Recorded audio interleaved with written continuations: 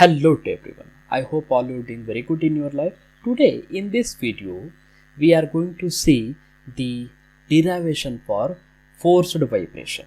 So forced vibration ಬಗ್ಗೆ ನಾವು ಈ ಡಿರೈವೇಷನ್ ಒಳಗಡೆ ನೋಡೋಣಂತೆ. ಯಾವ ಈಕ್ವೇಷನ್ ಬರುತ್ತೆ ಫಾರ್ ಅ ಫೋರ್ಸ್ಡ್ ವೈಬ್ರೇಷನ್, ಯಾವ ರೀತಿ ನಾವು ಫೋರ್ಸ್ಡ್ ವೈಬ್ರೇಷನ್ ಡಿರೈವೇಷನ್ ಅನ್ನ ಕಂಟಿನ್ಯೂ ಮಾಡಬೇಕು ಅನ್ನೋದನ್ನ ಈ ಡಿರೈವೇಷನ್ ಒಳಗಡೆ ನೋಡುವಂತೆ. ಅದಕ್ಕೂ ಮುಂಚೆ ಈ ಫೋರ್ಸ್ಡ್ ವೈಬ್ರೇಷನ್ ಮತ್ತು previous damped vibration is the most important derivation in this module. ಯಾಕೆ ಹೇಳ್ತಾ ಇದ್ದೀನಿ ಅಂದರೆ ಕಂಪಲ್ಸರಿ ಒಂದು ಡಿರೈವೇಷನ್ ಕಂಪಲ್ಸರಿ ಫಾರ್ 10 ಮಾರ್ಕ್ಸ್. 10 ಮಾರ್ಕ್ಸಿಗೆ ಕಟ್ಟಿಟ್ಟ ಬುತ್ತಿ, ಬೇಕಾದರೆ ಎಲ್ಲಾದರೂ ಬರ್ಕೊಂಡು ಇಟ್ಕೊಂಡ್ಬಿಡಿ ಅಥವಾ ಈ ವಿಡಿಯೋ ಕಟ್ ಮಾಡಿ ಎಲ್ಲಾದರೂ ಇಟ್ಕೊಂಡ್ಬಿಡಿ, ಬರಲಿಲ್ಲ ಅಂದರೆ ಹೇಳಿ. So either you can go for easy ನೋಡೋದಾದರೆ ಯಾವುದಾದ್ರೂ ಮಾಡೆಲ್ ಕ್ವಶನ್ ಪೇಪರ್ ತೊಗೊಳ್ರಿ, ಅದರೊಳಗಡೆ ಒಂದು question either for forced vibration or a damped vibration ಅಂತ ಕಂಪಲ್ಸರಿ ಇದ್ದೇ ಇರುತ್ತೆ. Okay, so let start the video related to the forced vibration. Okay, so forced vibration ಅಂತ ತಗೊಳ್ಳೋದಾದರೆ we must understand one simple pendulum ನಮಗೆ ಬೇಕೇ ಬೇಕು. Okay, so simple pendulum ಅಂತ consider ಮಾಡೋಣ. ಸಿಂಪಲ್ ಪೆಂಡುಲಮ್ನಲ್ಲಿ ಒಂದು ಬಾಡಿ ಮಾಸ್ ಅಟ್ಯಾಚ್ ಇದ್ದೇ ಇರುತ್ತೆ, ಆಯಿತಾ. ಸೊ ಇವಾಗ ನಾವೇನು ಮಾಡೋದು, ಈ ಬಾಡಿಗೆ ನಾವು ಫೋರ್ಸನ್ನು apply to that reason. Because of this reason the body will start to make to and fro motion. Okay, so the body will start to make a to and fro motion. But as we already know that the free vibration ಅಂತೂ ಸಾಧ್ಯ ಇಲ್ಲ. after when we apply the force we call it as restoring force, the force which is used to make it oscillation. ಒಂದು body oscillate ಆಗಬೇಕು ಅಂತಂದರೆ ಯಾವ ಫೋರ್ಸನ್ನು apply ಮಾಡ್ತಾ ಇದ್ದೀವಿ ಆ ಫೋರ್ಸಿಗೆ ನಾವೇನಂತ ಕರಿತೀವಿ, ರಿಸ್ಟೋರಿಂಗ್ ಫೋರ್ಸ್ ಅಂತ ಕರಿತೀವಿ, as we already seen in a previous derivation in a damped oscillation. So ಈ ರೀತಿ ಅಪ್ಲೈ ಮಾಡಿದಾಗ there must be another force which is acting against this simple pendulum which it. ಒಂದು ಫೋರ್ಸ್ ಏನು ಮಾಡುತ್ತೆ, ಆ body oscillate ಆಗುವ ಹಾಗೆ ಮಾಡಿದರೆ ಇನ್ನೊಂದು ಫೋರ್ಸ್ ಏನು ಮಾಡುತ್ತೆ, ಈ ಬಾಡಿ ಆಸಿಲೇಷನ್ ಆಗದೆ ಇರುವಾಗ ಒಂದು ಅಪೋಸಿಟ್ ಫೋರ್ಸನ್ನು ಅಪ್ಲೈ ಮಾಡ್ತೀವಿ. ಸೊ ಅಪೋಸಿಟ್ ಫೋರ್ಸನ್ನಂತ ನಾವು ಯಾವ ರೀತಿ ಕರಿತೀವಿ ಅನ್ನೋದನ್ನು ನೀವು ಡ್ಯಾಂಪ್ಡ್ ಆಸಿಲೇಷನ್ನಲ್ಲಿ ನೋಡಿದ್ರೆ ಇಮಿಡಿಯೇಟ್ಲಿ ಗೊತ್ತಾಗುತ್ತೆ. I hope you know what is that we call it as resistative force. So that's why we name it as resistative force, the force which is use to restrict the oscillation of a body. Okay, so ಇವಾಗ force restoring force and resistative force ಎರಡು apply ಆದಮೇಲೆ ಈ body will become, it will not make oscillation and it will stop at equilibrium position. So once again ಈ ರೀತಿ ಆದಮೇಲೆ if I apply the force, once again if I apply the force, ಆ position ಅಥವಾ ಆ ಸಿಚುವೇಶನಿಗೆ ನಾವೇನಂತ ಕರಿತೀವಿ, forced vibration ಅಂತ ಕರಿತೀವಿ. ಯಾವಾಗ a body is coming to a equilibrium position, once again we apply the force. So ಈ ರೀತಿ ಫೋರ್ಸ್ ಅಪ್ಲೈ ಮಾಡಿದಾಗ the body will start its to and fro motion. So ಈ ರೀತಿ ಇದ್ದಾಗ we already know what is the resultant equation ಅಥವಾ resultant force equation. Resultant force equation ತೊಗೊಳೋದಾದರೆ by taking the help of damped oscillation, let us write resultant is equals to minus R dx by dt. This is the resistative force minus k into x. This is the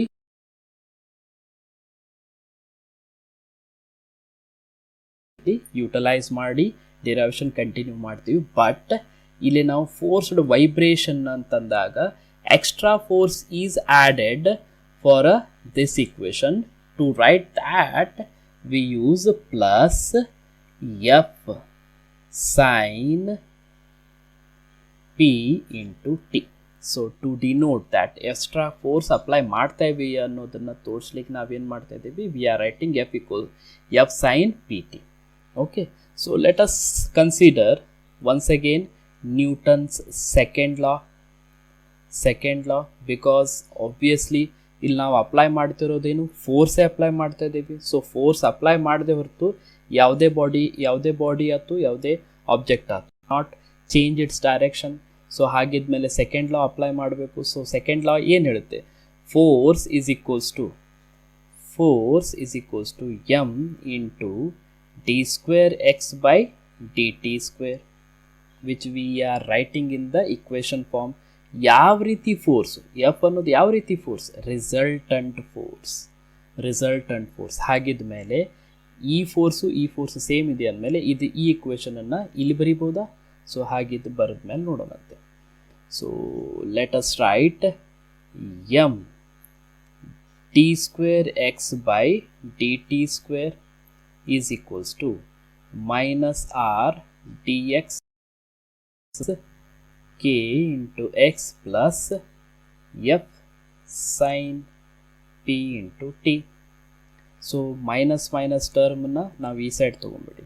so what we will get, M D square X by D T square plus R D X by D T plus K into X equals to F sine p t. Okay, so keep it inside the box. ಯಾಕೆ ಬಾಕ್ಸ್ನಲ್ಲಿ ಇಡ್ತಾ ಇದ್ದೀವಿ? This is the exact equation for a forced oscillation. This is the equation for a vibration equation. So ಯಾವ term extra ಬರ್ತಾ ಇದೆ ಇಲ್ಲಿ? ಬರ್ತಾ ಇರೋ ಎಕ್ಸ್ಟ್ರಾ ಟರ್ಮ್ ಎಲ್ಲಿದೆ? ರೈಟ್ ಹ್ಯಾಂಡ್ ಸೈಡ್ ಇದೆ. ರೈಟ್ ಹ್ಯಾಂಡ್ ಸೈಡ್ ಇದೆ, ಬಿಕಾಸ್ ನಾವಿಲ್ಲಿ ಅಪ್ಲೈ ಮಾಡ್ತಿರೋದು ಎಕ್ಸ್ಟ್ರಾ ಫೋರ್ಸ್ ಅಲ್ವಾ. ಸೊ ಅದರ್ ದ್ಯಾನ್ ದಿಸ್, ಇದನ್ನು ನಾವು 0 ಅಂತ ಅಂದ್ಬಿಟ್ರೆ same equation will become for a damped oscillation. I hope you know the similarities. Okay, so let us start the derivation. So divide ಮಾಡ್ಕೊಂಡ್ಬಿಡೋಣ. So m ದಿಂದ divide ಮಾಡಿದಾಗ m by m get cancel, d square ಏನು ಬರುತ್ತೆ, above equation can be written it as d square,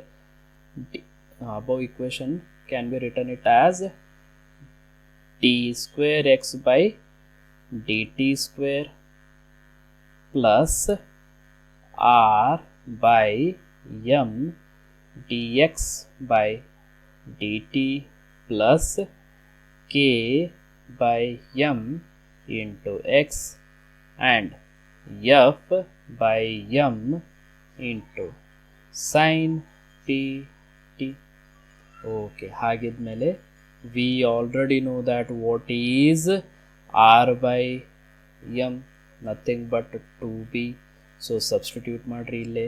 ಅದೇ ರೀತಿ k by m ಅಂದ್ರೆ ಏನು, we already know that is omega square. substitute ಮಾಡ್ರಿ ಇಲ್ಲೇ. then the above same equation can be written it as ಏನಂತ ಬರೀಬಹುದು, d square x by dt square plus 2b dx by dt plus omega square into x equals to f by m sin pt. okay, so same equation and let us keep it inside the box. important equation idu ಆಯ್ತಾ. So ನಾವು ಈ above equation differential ಫಾರ್ಮ್ನಲ್ಲಿದೆ.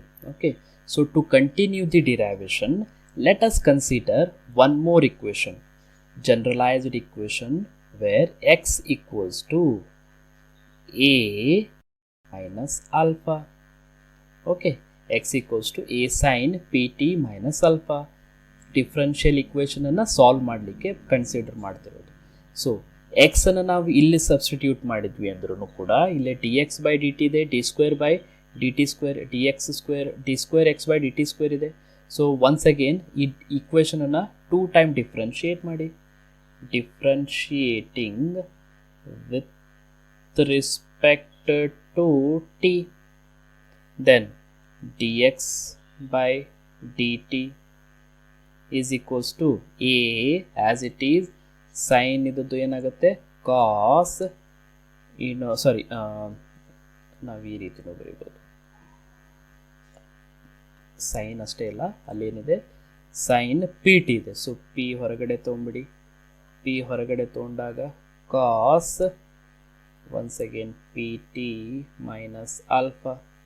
Okay, no once again differentiate ಮಾಡಿದಾಗ, ಯಾಕಂದರೆ t x by D t substitute ಮಾಡ್ಬೋದು ಈ ಈಕ್ವೇಷನು.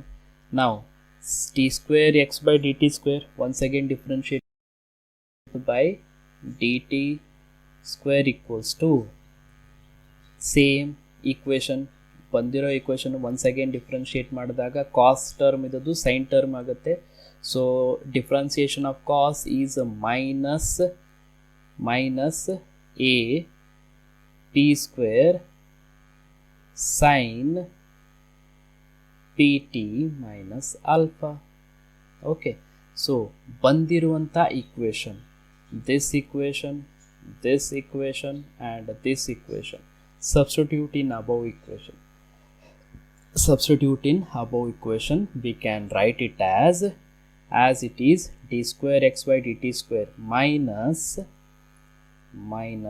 a p square sin pt minus alpha plus 2b as it is. Instead of dx by dt, we can write it as a p cos pt minus alpha plus omega square into x. Omega x iddalli enide, we can write it as omega square a sin into pt minus alpha as it is, that is equals to f by m sin into pt. So ಇವಾಗ above ಈಕ್ವೇಷನನ್ನು rearrange ಮಾಡೋದು ಏನು confirm, ಎಂಥದ್ದೇನು difficult ಇಲ್ಲ, just solution ಮಾಡಲಿಕ್ಕೆ easy ಆಗಲಿಕ್ಕೆ. ಯಾವ ರೀತಿ ಬರೆಯೋಣ? A square plus b square plus 2ab ಫಾರ್ಮ್ನೊಳಗಡೆ ಈ ಈಕ್ವೇಷನ್ನ ಅರೇಂಜ್ ಮಾಡೋಣ. ಆ್ಯಸ್ ಇಟ್ ಈಸ್, ಇದರೊಳಗೆ ಏನೂ ಚೇಂಜಸ್ ಇಲ್ಲ. Minus a p square sine p t minus alpha as it is ಇಟ್ಕೊಳ್ಳಿ. Only 2bpa cos p t minus alpha ಟರ್ಮನ್ನು ಈ ಸೈಡ್ ತಗೊಂಡ್ರಿ. Then plus a into omega square sine p t minus alpha plus 2b a p cos pt minus alpha, and that equals to f by m sin p into t. ಆಯಿತಾ? So ಬಂದಿರೋ ಈಕ್ವೇಷನ್ನಲ್ಲಿ let us consider right hand side ಈಕ್ವೇಷನನ್ನು ನಾವು ಯಾವ ರೀತಿ convert ಮಾಡಿ ಬರೆಯೋಣ ಅಂತಂದರೆ, the above right hand side can be converted f by m as it is sin into bracket pt minus alpha plus alpha. So ಈ ಈಕ್ವೇಷನನ್ನು ನಾವು ಇಲ್ಲಿ ಸಬ್ಸ್ಟಿಟ್ಯೂಟ್ ಮಾಡಿದಾಗ let us see what will happen. Okay, so ಆ ರೀತಿ ಬರೆದಾಗ as it is once again entire equation ಬರ್ಕೋಬೇಕು without confuse ಮಾಡ್ಕೊಳ್ದೇನೆ, ಯಾವುದೇ ಟರ್ಮನ್ನು ಮಿಸ್ ಮಾಡ್ದೇನೆ ಎಂಟೈರ್ ಟರ್ಮ್ ಮತ್ತೊಮ್ಮೆ ಬರ್ಕೊಳ್ಳಿ. ಸೊ ಎಂಟೈರ್ ಟರ್ಮ್ ಬರ್ಕೊಳ್ಳುವಾಗ ಫಸ್ಟಿಗೆ minus a p square sin pt minus alpha plus a omega square sine pt minus alpha, okay, plus 2b a p into cos pt minus alpha, that equals to, ಇವಾಗ ಪ್ರೀವಿಯಸ್ನಲ್ಲಿ ಈ ಟರ್ಮನ್ನು ನಾವು ಇಲ್ಲಿ substitute ಮಾಡಿದರೆ we can write it as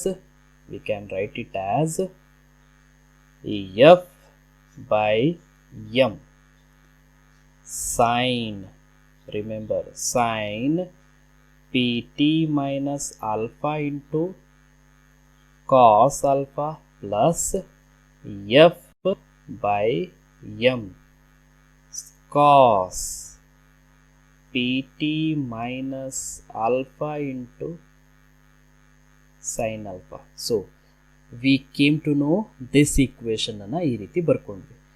Let me know how many of you people know the equation, this equation ಯಾವ mathematical formula utilise ಮಾಡಿಕೊಂಡು ನಾವು ಬರೆದ್ವಿ. Write it in the comment section. Let me see how many of you can answer for this question. Okay, so shall we continue the derivation? So ಇವಾಗ as it is ಬರ್ಕೊಳ್ಳುವಾಗ we can see, first let's see, ಎರಡು ಟರ್ಮನ್ನು observe ಮಾಡಿ. ಒಂದು term sine term ಇದೆ, okay, ಇಲ್ಲೂ ಕೂಡ a omega square sine p t alpha ಇದೆ, okay. Now once again sine p t alpha cos alpha ಇದೆ.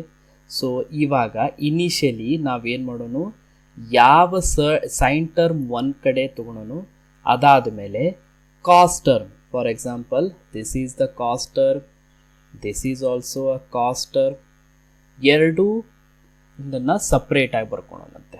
Okay, so ಆ ರೀತಿ ಬರ್ಕೊಂಡಾಗ let us write it like this, by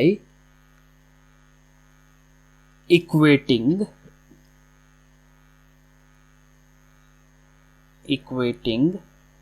the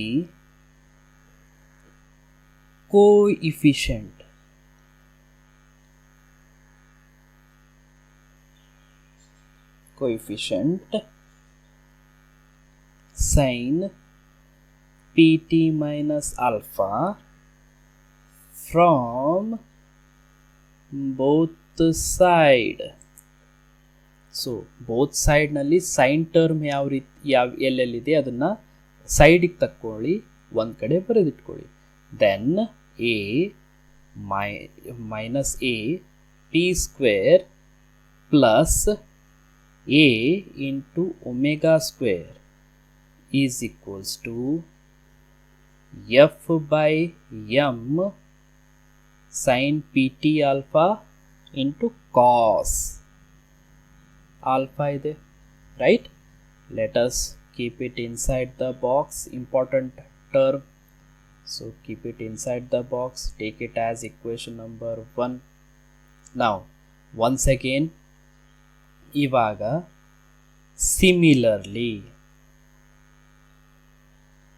similarly ನಾವೇನು ಮಾಡೋಣ, ಸೇಮ್ ಈಕ್ವೇಷನ್ ಯಾವ ರೀತಿ ಸೈನ್ ಟರ್ಮನ್ನು ಒಂದು ಸೈಡ್ ಬರ್ಕೊಂಡ್ವಿ ಅದೇ ರೀತಿ similarly cos p t minus alpha ಟರ್ಮನ್ನು ಒಂದು ಕಡೆ ಬರ್ಕೊಳ್ಳಿ. ಸೊ ಹಾಗಿದ್ದ ಮೇಲೆ as I marked here to be a p is equals to f by m sine alpha. So keep it inside the box once again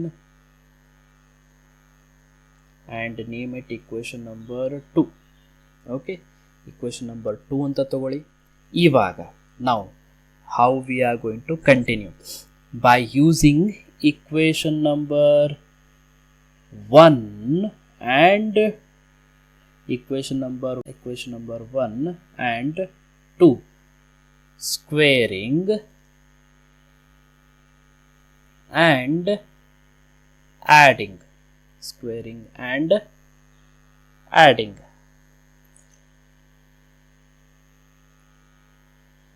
we get ಹೆಂಗೆ ಬರಿಬೋದು, if I square the left hand side ಎರಡು ಒಂದು ಕಡೆ ಬರ್ಕೊಳ್ಳಿ, right hand side ಎರಡು ಒಂದು ಕಡೆ ಬರ್ಕೊಳ್ಳಿ.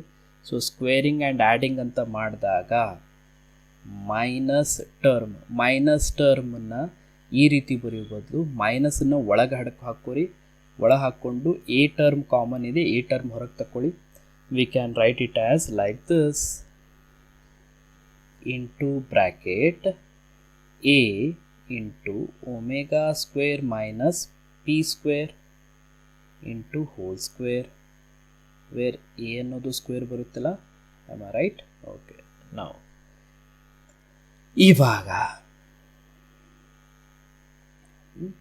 ಇವಾಗ ಬರ್ದಿರೋ ಇಕ್ವೇಷನ್ನಲ್ಲಿ ಪ್ಲಸ್, ಯಾಕಂದರೆ this side 4b square a square p square equals to f by m common ಇದೆ. ಸೊ ಒನ್ಸ್ ಅಗೇನ್ ಬರೋದು ಕಾಮನ್ ತಗೊಳೋದ್ರಾಗ ಅರ್ತಿಲ್ಲ, ಸುಮ್ಮನೆ ಟೈಮ್ ಆ್ಯಂಡ್ ಸ್ಟೆಪ್ ಹಾಳಾಗುತ್ತೆ. We can write directly as we are saying squaring and adding. So sine square alpha plus cos square alpha. So sine square plus cos square is nothing but 1. So ಇವಾಗ the same equation can be written it as where ಇಲ್ಲಿ a term a square term, ಇಲ್ಲಿರೋ a square term common ಇದೆ, ಹೊರಗಡೆ ತಕ್ಕೊಂಬಿಡಿ. ಹೊರಗಡೆ ತಕ್ಕೊಂಡಾಗ ಏನಾಗುತ್ತೆ, a square common ಬಂತು.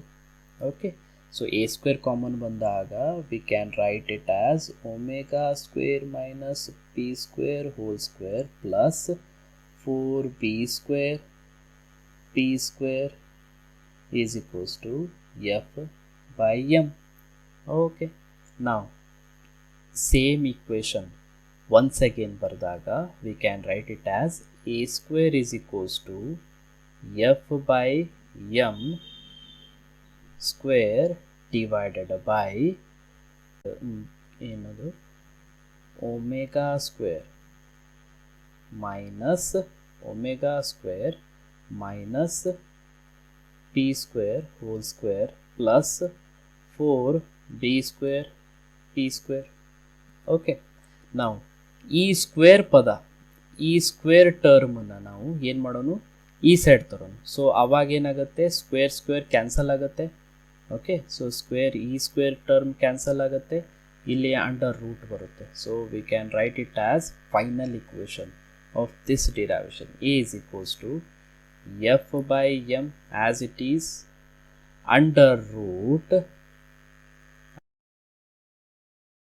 bracket omega square minus p square whole square plus 4b square into p square. So keep it inside the final equation for an forced oscillation. Take it as equation number 3. This is the final equation. Ivaga let us see in a, so previous nodadaga as I said x equals to a sin omega sin into pt minus alpha. So a term the value find out madidvi. As we can see here, a term means what, f by m under divided by under root omega square minus p square whole square plus 4b square p square. So ivaga we can write it as x equals to f by m under divided by under root omega square minus p square whole square plus 4b square p square into sin pt minus alpha bantu. This is also important part of the derivation because with x iddaga ಏನು acceleration ಅಥವಾ a ಅನ್ನೋದು ಏನು ಅನ್ನೋದನ್ನು ನಾವು find out ಮಾಡಿದ್ವಿ. Now let us see the phase for the forced oscillation. As we can see ille equation number 1 and equation number 2. Equation number 1 and equation number 2 ಫಸ್ಟಿಗೆ ನಾವೇನು ಮಾಡಿದ್ವಿ, ಸ್ಕ್ವೇರಿಂಗ್ ಆ್ಯಂಡ್ ಆ್ಯಡಿಂಗ್ ಮಾಡಿದ್ವಿ. Instead of squaring and adding let us to divide equation number 2 and equation number 1. Equation number 2 and equation number 1 ಅನ್ನು divide ಮಾಡೋಣಂತೆ. So divide equation number 2 and equation number 1. We can write it as ಏನು ಬರೀಬೇಕು, right hand side f by m get cancelled, f by m get cancelled, right? ಆಮೇಲೆ sin by cos ಇದೆ, sin by cos is nothing but tan alpha, right? Sin by cos is equals to tan alpha. So write like this, tan alpha is equals to 2BAP divided by A into omega square minus P square, where A get cancelled, ಆವಾಗ ಬಂದಿರೋ answer ಏನು ಬರುತ್ತೆ, 2BP divided by omega square minus P square. So tan, we can write alpha is equals to tan inverse of 2BP divided by into bracket omega square minus P square into bracket completed. This is the equation for the phase of the forced vibration. Okay, this is how we derived for the forced vibration. With this, we will going to wrap up the video, and please mention somewhere in this derivation I intentionally make some mistake. So let us see how many of you can see and go